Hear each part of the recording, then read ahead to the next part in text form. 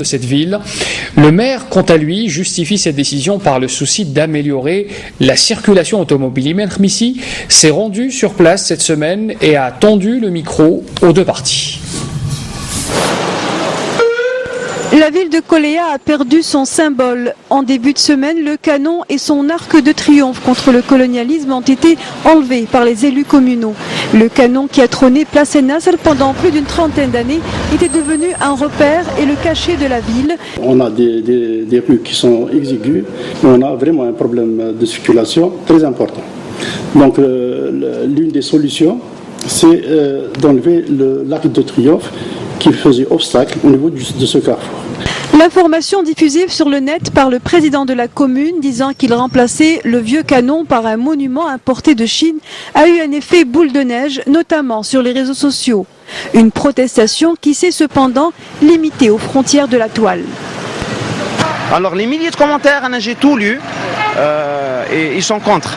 Mais il fallait réunir les comités de quartier, les anciens de Koléa, pour faire une réunion pour décider ensemble. Je suis contre parce que كاين عفايس واحد اخرين كانوا قادرين يخدموهم خير ملي يغاسبيو لارجون على جال باش رايحين يديروا هذاك لو تريك اللي داروه حطوا بارطاجاو لا فوتو تاعو سور فيسبوك اللي شفناه امبورتاوه من لاشين دونك استقام دي مليون بالدراهم الجزائر ولا ما على باليش شحال استقام.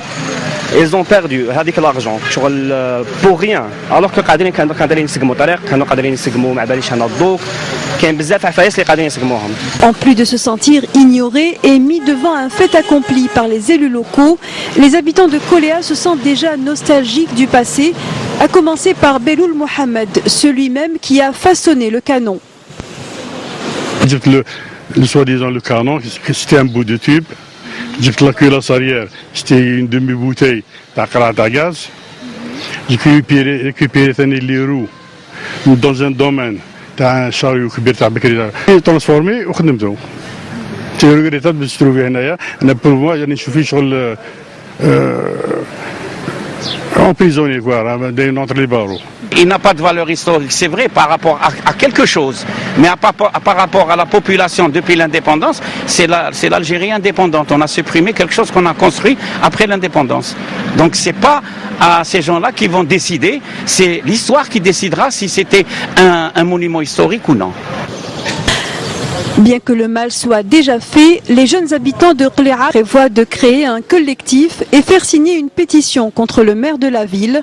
Affaire à suivre. Et l'actualité à l'étranger, la Tunisie d'abord, toujours sous le choc après la tuerie